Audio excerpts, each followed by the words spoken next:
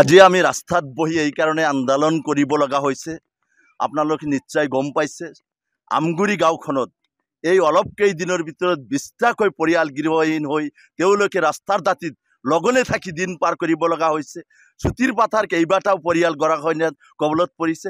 খাৰবাল্লি গাঁৱত ৩ দিনত ১৩টাকৈ পৰিয়াল গৰাখহনীয়াত উদ্বাস্ত হৈ তেওঁলোকৰ ল'ৰা ছোৱালীৰ পৰীক্ষা চলি আছে।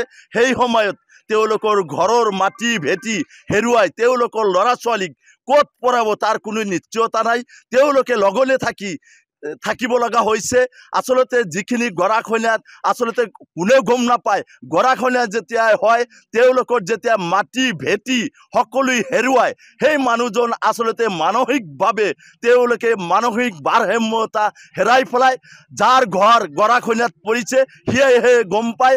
আচলতে গৰাখহনীয়াত উদ্বাস্ত হলে তেওঁৰ জীৱনত একো নাথাকে।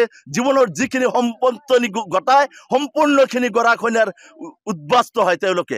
আজি এনেকুৱা ৩খন গাঁৱত যি গৰাখহনীয়া তীব্ৰ কাল ৰূপ ধাৰণ কৰিছে ইয়াৰ পৰা পৰিত্ৰাণ দিবলৈ চৰকাৰক বিশেষভাৱে অনুৰোধ জনাইছোঁ। অসমৰ জলসিঞ্চন বিভাগৰ মন্ত্ৰী মহোদয়ক বিশেষভাৱে অনুৰোধ জনাইছোঁ। বৰপেটা জিলাৰ উপায়ুক্তক মহোদয়ক বিশেষভাৱে অনুৰোধ জনাইছোঁ। জনীয়া সমষ্টিৰ সন্মানীয় বিধায়ক ডক্টৰ হাফিজ ৰফিকুল ইছলামক বিশেষভাৱে অনুৰোধ জনাইছোঁ যে খাৰবাল্লি চুটিৰ পাথাৰ আমগুৰি এই ৩খন গাঁৱত আপুনি অনতি পলমে আহি ইয়াত তদন্ত কৰি এই পৰিয়ালবিলাকত উদ্বাস্ত হোৱা পৰিয়ালবিলাকক এককালীন সাহায্য প্ৰদান কৰিব লাগে আৰু এই লোকক ক্ষতিপূৰণ দিয়াৰ ব্যৱস্থা কৰিব লাগে আৰু স্থায়ীভাৱে বৈজ্ঞানিকসন্মতিভাৱে স্থায়ীভাৱে গৰাখহনীয়া প্ৰতিৰোধৰ ব্যৱস্থা কৰিব লাগে।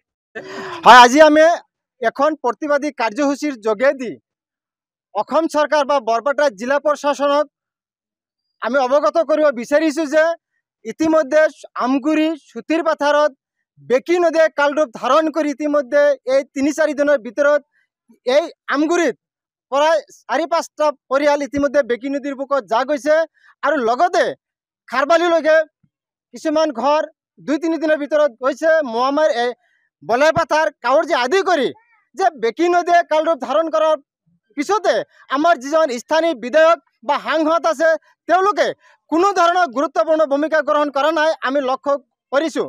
ইতিমধ্যে আমি চাইছোঁ যে ইফালে কাৰ্যসূচী আৰম্ভ কৰি আমগুৰিলৈকে যে নদীয়ে গৰাখহনীয়া হোৱাৰ পিছতে এই মানুহখিনিক যে ঘৰ দুৱাৰ ভাঙি লৈ গৈছে ইতিমধ্যে যে জিঅ' বেগৰ কাম কৰিছে সেই কামখিনি সম্পূৰ্ণভাৱে কাম নকৰাৰ কাৰণে অসম চৰকাৰৰ বিভাগীয় জলসম্পদ বিভাগীয় জগৰীয়া বা স্থানীয় বিধায়ক তেওঁ জগৰীয়া আৰু এই কাম কৰা যিজন কোম্পানীয়ে কাম কৰিছে এই কাম সম্পূৰ্ণভাৱে নকৰাৰ কাৰণে আজি তেওঁলোকক আমি জগৰীয়া কৰিছোঁ।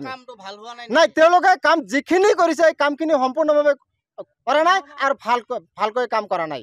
ইয়াতে তাৰ ফলতে ইতিমধ্যে আমগুৰিত ভাঙি গ'ল। জিঅ' বেগৰ কাম কৰা ঠাইখিনিও ভাঙি গৈছে। আপোনালোকে নিশ্চয় খেতি বাতি গৈছে ইতিমধ্যে খেতি গৈছে, মানুহৰ ঘৰ বেটি গৈছে, গছ গছলি গৈছে, যিখিনি আছিল মানুহৰ অৱস্থাটো একেবাৰে বেয়া অৱস্থাত হৈছে।